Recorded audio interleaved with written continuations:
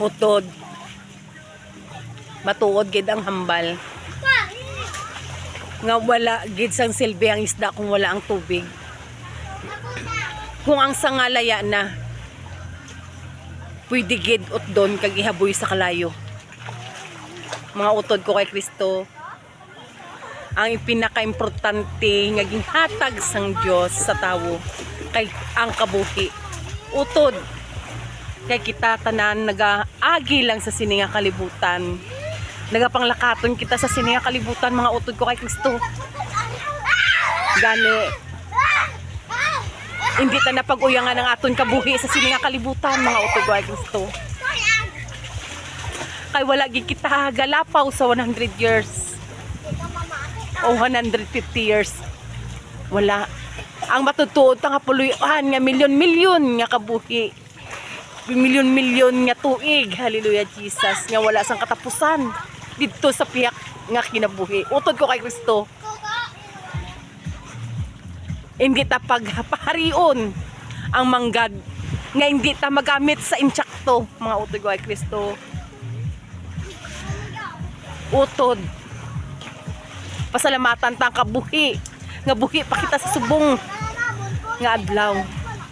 Kag sa kada adlaw pagid, mga utod ko kay Kristo.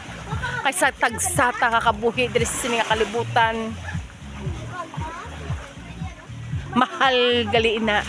Tungod utod ko kay Kristo kay kung gingamit mo na sa insyakto, utod ko kay Kristo. Bulawan nga balay, utod ko kay Kristo. Ang ginapapasad mo dito sa piyakang kinabuhi, mga utod kay Kristo. Kaya ini ang aton, mga utod kay Kristo nga kalag. Kung magbulag ini sa lawas, ang ini nga lawas madunot lang ini. Pero ang kalagta, pagasakluban sang kabuhi, sang lawas nga hindi na mamalatsyon dito sa piyaka kinabuhi, mga utod ko kay Kristo. Gani hindi ta papilion ang diri nga kabuhi sa kalibutan. Utod ko kay Kristo, kung gibugayan man kita, mga utod ko kay Kristo sang grasya, manggad o kung ano pa, o nga utod ko kay Kristo, gamiton ta sa insyakto pareho sa manggaranon, utod ko kay Kristo, kag sila saro. Utod kay tungod kay nagpatuyang ang manggaranon sang iyang pagkaon, sila saro, mga utod ko kay Kristo,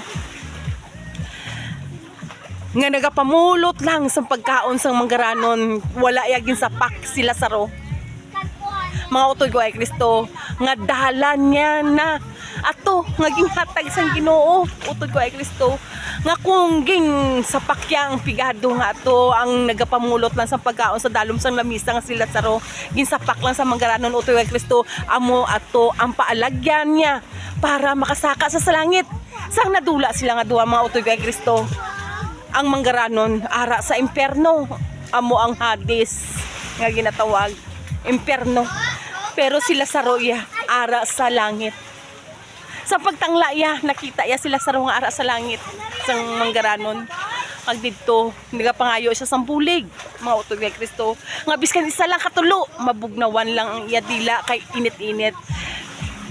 Nagapangayo siya, nagapangayo siya bulig kay kay Father Abraham. Pero ano ang hambal ni Father Abraham? Utod sang ikaw nagakabuhi, imo ang tanan hamungaya, buhay ka nagbalikid sa isig mo ka pareho nga labing kubos. Samtang sila sa roiya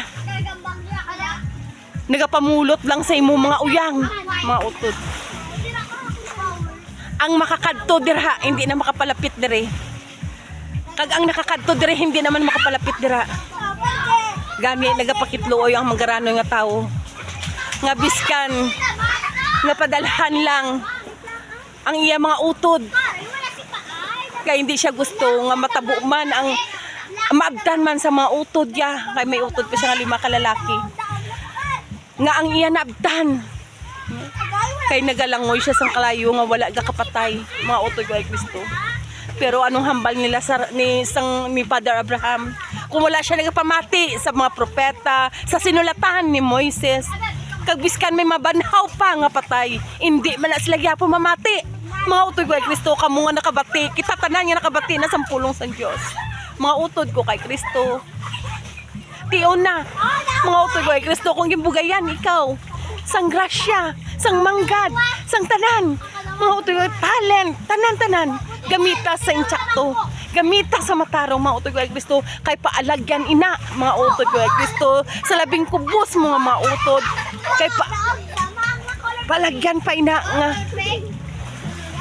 may dalan kita pakadto sa langit, kag may balay kita nga puluyan nga amo ang bulawan nga balay nga nagasigas-sigas nga wala pa na natuga, way pa nagtuga ining kalibutan nga maging aman na ang Ginoo para sa aton, ang amay ta sa langit maging aman na nga praiso para sa aton, pero depende pa sa aton hinimuan, binuhatan sa siniya kalibutan mga utod kay Kristo, kay ini ang paalagyan para maangkon ta inang paraiso, mabaton ta inang apadya sa nga paraiso, ngaging aman sang aton amay sa langit sa aton nga ang ginhatag sa aton nga kabuhi mga utoy kay Kristo sa nga kalibutan, yabi pa ini nga maangkon ta inang apadya agina tigana sang amay ta sa langit.